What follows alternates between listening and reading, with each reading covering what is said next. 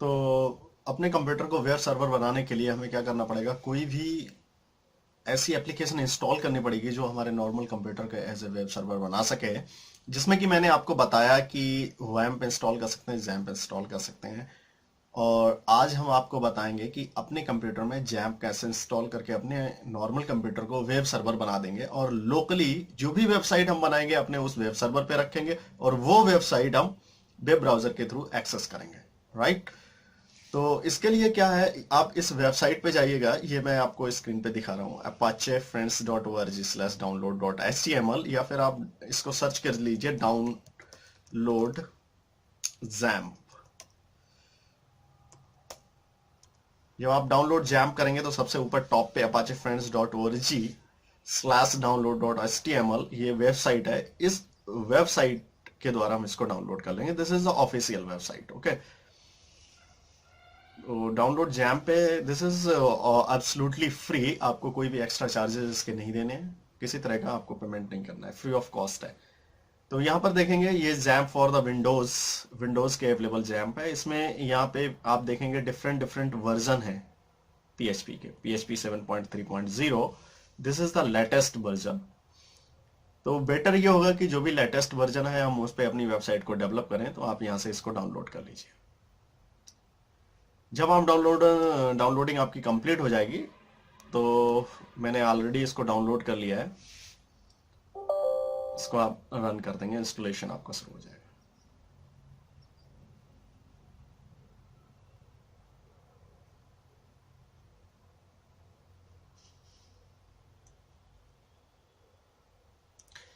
इस पे नेक्स्ट करने के बाद जो भी चेक है एज इट इज रहने दीजिए इसको, फिर उसके बाद नेक्स्ट कर दीजिए। जैम्प सी के अंदर जैम्प नाम के फोल्डर में ये इंस्टॉल होगा, और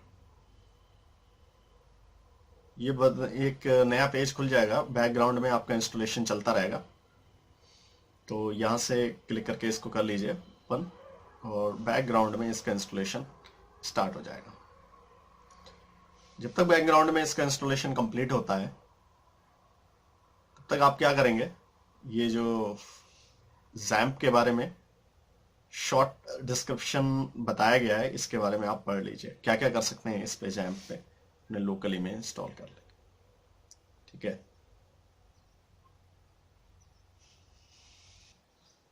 हाँ, तो आप यहाँ पे देखेंगे कि जैम्प इंस्टॉल हो गया है। जैम्प इंस्टॉल करने के बाद इसको फिनिश कर देंगे, और फिनिश करते ही एक जैम्प कंट्रोल पैनल ओपन हो जाएगा। इस जैम्प कंट्रोल पैनल में सबसे ऊपर आप देखेंगे तो अपाचे है, फिर माइस्क्ल है, और फाइलजिला है, मर्क्यूरी, टॉमकैट, बहुत सारी सर्विसेज हैं। लेकिन क्या करना है मुझे,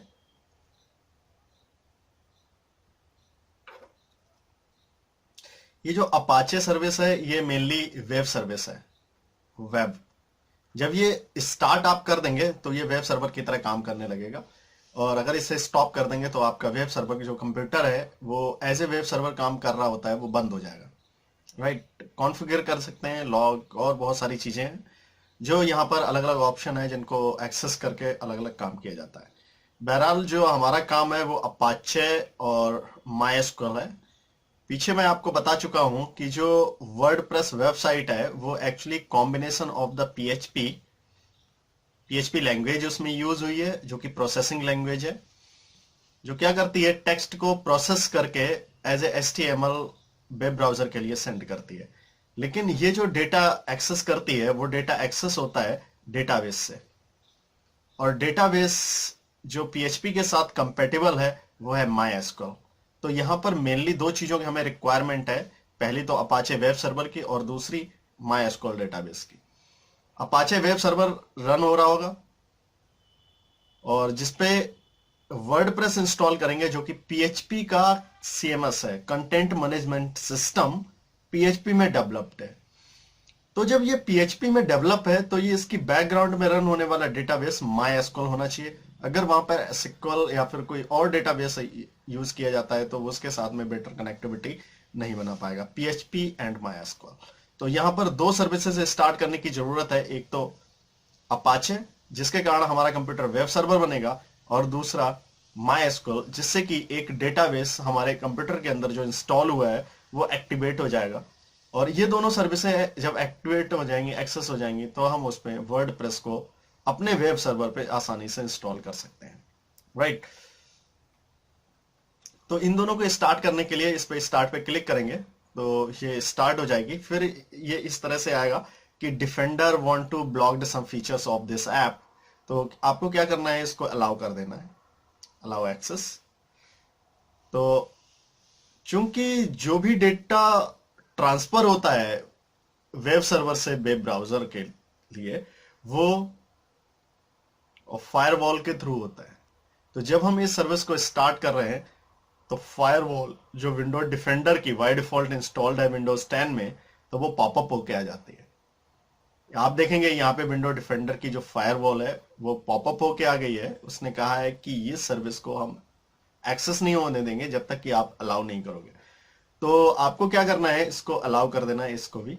जब आप अलाउ कर देंगे तो जो भी ट्रैफिक आएगा वेब सर्वर से वेब ब्राउजर के लिए थ्रू द फायरवॉल, वो उसको पास कर देगा, राइट।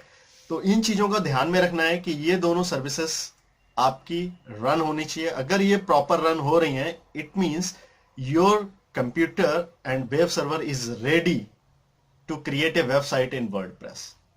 अगर इसमें से कोई सर्विस एक्सेस नहीं होती है, रन नहीं होती है, तो जो भी प्रॉब्लम आती है उस प्रॉब्लम को आप गूगल पे सर्च कीजिए, you will find the 100% solution. अगर आप किसी तरह का सोल्यूशन नहीं मिलता है तो you can write me directly on my website, on forum पे आप इसको लिख सकते हैं, जिसके द्वारा मैं या फिर कोई other member who knows about that problem 100% he will help you. So next जो हम लोगों का टॉपिक है वो वर्डप्रेस को डाउनलोड करना है, फिर उसके बाद उसको वर्डप्रेस के वेब सर्वर पे अपलोड करना है। अपलोड करने के बाद उसका इंस्टॉलेशन करना है वर्डप्रेस का। Okay, so see you in a next video.